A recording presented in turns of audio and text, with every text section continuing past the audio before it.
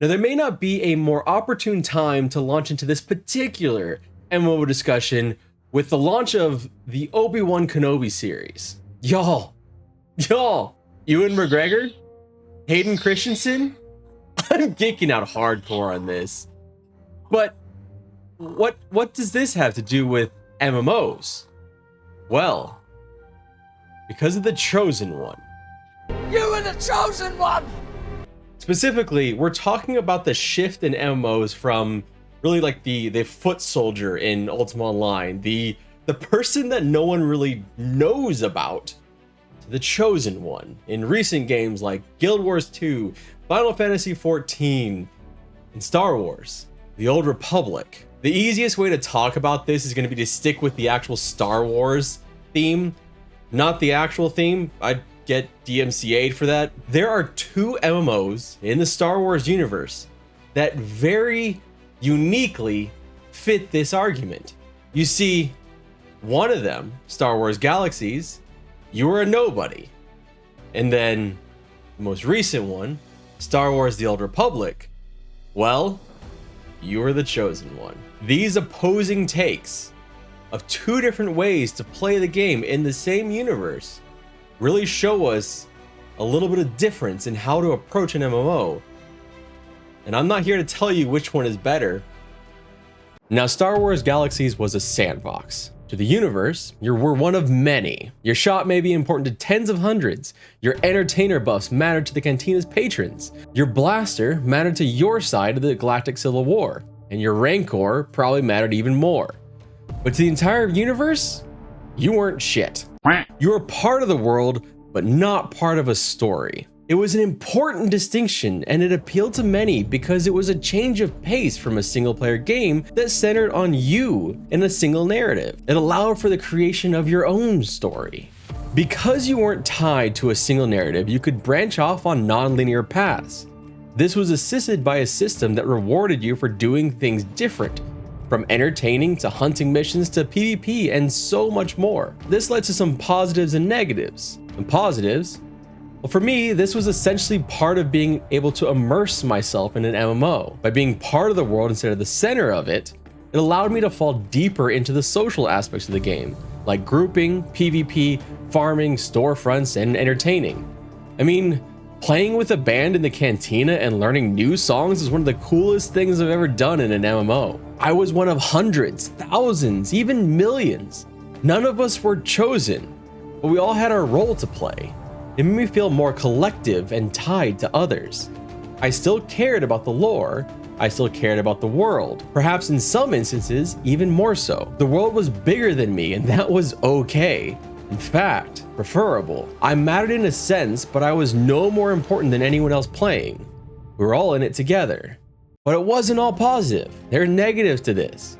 Not mattering to the story can pull people out of the world. Think specifically of quests, not necessarily at SWG, but in games like WoW. Did you read them? Did you? Be honest. Did you read those quests? I know you didn't read those quests. I didn't read those quests. I didn't read those quests, and I love lore. I just didn't care. SWG was unique because it was set in a Star Wars universe that those of us who played already cared about. We knew the history. It was even set during the original trilogy, so the Galactic Civil War didn't need you to be Luke Skywalker. You could be Wedge, or even nameless pilot number 1. It was uniquely situated to avoid some of the negativity of being nameless because it already hooked you before you started playing. With new IPs, that's much more difficult, and I think a connection to the world helps with staying power, especially between content gaps. The world tells you you aren't special, which can make it easier to leave. And when people leave, a lack of grounding narrative can become more apparent. Those social aspects are less appealing. There's less to drive you forward, and you can feel lost at sea. But now we gotta fast forward to Star Wars The Old Republic. BioWare's entry puts you at the center of a single-player narrative that existed within the larger world. It wasn't the first game to do this, but it was at the forefront of a seismic shift in the MMO industry where the single-player story expanded from lore-rich quests to player-focused quests. BioWare upped the game by adding acting and class stories. Honestly, it felt and still feels like a single-player BioWare game nestled inside an MMO. And that's not necessarily a bad thing. I refer to games like this as the Chosen One games, because you are central and essential to a narrative. You are a key observer or actor to world events. Other games that include this are Guild Wars 2, Final Fantasy XIV, and even recently, a shift this way for World of Warcraft. Now, in the beginning, Star Wars The Old Republic was a masterclass of personal story. Not only did it have compelling companions with their own stories, but every class had their own path with choices to make which, while sometimes hollow, still gave you an illusion of agency. This, I think, was a genius way to tackle the problem of a single-player story being alt-averse, because it actually encouraged you to make alts. If you enjoyed one class's story, wouldn't you want to experience another's firsthand? You cared about the characters in the world because you got to experience the story with them. There were emotional beats. But all of these games that I've mentioned have been lauded for the writing that has made people care, like a single-player game. You are tied to that world through the story that you are a massive part of. But there's an issue, and the biggest issue to me is the content gaps. By taking the heavy lifting for world connection away from the player, it puts it on the shoulder of the devs. And if we've learned anything from over 2 decades of MMO development, players will always devour content faster than devs can make it, and sometimes much faster. When one of your main draws is a primary story, there will be large gaps between when players can consume that content. It's also content that really only works once, or at the very least, it has diminishing returns for most people. Linear stories can also hurt potential for alts. If you're doing the exact same path over and over, it can get boring.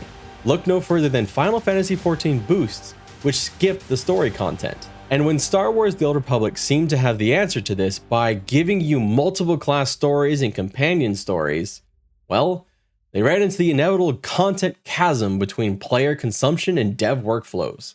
Subsequent expansions, they largely abandoned those things that solved that alt problem and went to a single story, thus bringing back the issue of repeat playability once you'd finished. So this is where I want to turn it over to you. Would you rather be Luke Skywalker, or would you rather be Wedge Antilles? What style of play draws you into an MMO? If you're like me, you've played both, and you've played several types of both, and for me, I've found a lot of positives in both. Now, I personally lean towards the games where I am not the chosen one, because when I'm the chosen one, and you're the chosen one, and they're the chosen one, and they're the chosen one, well, it makes it feel a little more hollow. It makes it a little harder to make that connection with the game that I really need to stick around long term. Are you like me? Or do you prefer that single player story? Please be kind in the comments. These are both valid playstyles for an MMO. My name is Redbeard Flynn. Thank you so much for watching, and I hope you have a wonderful day. See you again next week.